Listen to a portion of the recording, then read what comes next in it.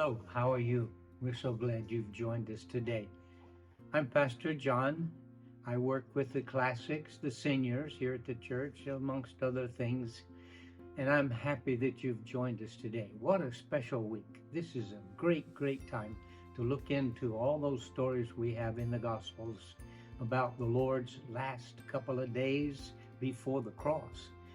And I want to look at one particular situation and what kind of led up to it. In this case, it's where he cursed the fig tree on a Monday morning. It was a holy Monday, but it was a day where a lot of things were beginning to unfold even more so. The day before, he had the great triumphal entry and got all the praise and the palm branches, and then went to the temple and had a lot of time to heal people and talk to them. That evening he went back to Bethany where Lazarus and his sisters lived, and that's where they stayed the night. And I'm sure they were elated. I'm sure there were a lot of things happening. However, that temple had been cleansed out that day, and it was really a tough time for Jesus to drive all of those sacrilegious money makers out of God's temple. So there's a lot of emotion going here, and I kind of want to bounce off of those emotions a little bit too. The scripture we're reading from is Matthew 21 verses 18 and 19. Early in the morning, as he was on his way back to the city, he was hungry. Seeing a fig tree by the road, he went up to it and found nothing on it except leaves. We're seeing leaves pop out on everything right now. And there's symbolic stuff here when he's thinking about even the nation of Israel. He then said to the fig tree, "May you never bear fruit again." And immediately the tree withered. I'm sure this shocked the disciples, because Jesus did not put a curse on very many things. But it wasn't so much a curse as it was a pronouncement to the nation of Israel. You are hypocritical to the point that you have leaves, but you have no fruit. And that's a good lesson. We'll come back to that. In Luke chapter 9, we really see a context that was driving Jesus. It says, he set his face to go to Jerusalem. He had to finish his mission.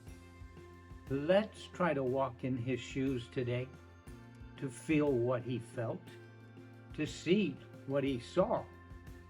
On this mission, he knew his time was near. This was his last trip to Jerusalem before the cross. And we need also to remember that he is Emmanuel, God with us, all God, but also very human in his flesh. He, therefore, had emotions just like you and me. But after many miracles, he now is at the apex of his life as a human being. Lazarus was his biggest miracle.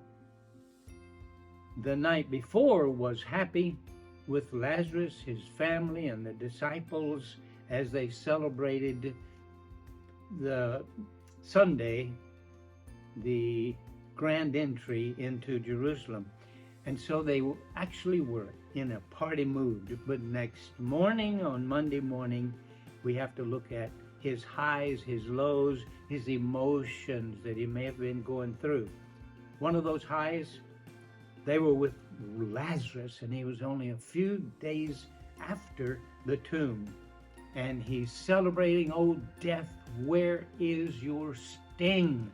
I've conquered the biggest thing that mankind has to conquer, and that is through the cross." Although he had witnessed again the people's lack of faith, he cried when he looked over the city. A high, the night had been with his friends. Another low, Monday, he was on his way to the temple, and will see their hypocrisy again and be very sad. had lots on his mind. He knew this would be a rough week. So when he sees the fig tree with no fruit and only leaves, it's almost as if his heart is crying for the nation of Israel. I see some leaves, some religiosity, but I don't see fruit. So it was a low for him. He was even physically hungry. They were spiritually barren. They actually were sacrilegious fakes.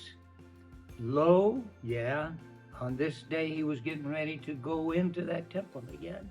It was heavy on his mind. Another low. He knew he was facing 4 or 5 days of agony and the cross. This was heavy on his heart. He cries, "Oh, Jerusalem, Jerusalem, why wouldn't you come to me?" And there's a special note. He does explain what he meant about cursing the fig tree. He says this is symbolic of faith. If you have faith to even curse the fig tree or tell a mountain to move, you'll have faith to do anything in your life. So, how does this apply to us? Well, if we'll visualize Jesus as a human and the Holy Son of God with feelings and desire to make us his family, you'll start to understand. If you'll visualize his determination to finish this mission just to save you, just to save me, just to save us, visualize that. And then how much he loves. Don't, therefore, be a fake Christian like the fruitless fig tree. Be a genuine follower of Jesus Christ. This Easter, make a commitment to be super productive and make every day a good day for Jesus. God bless you. Have a wonderful Easter season.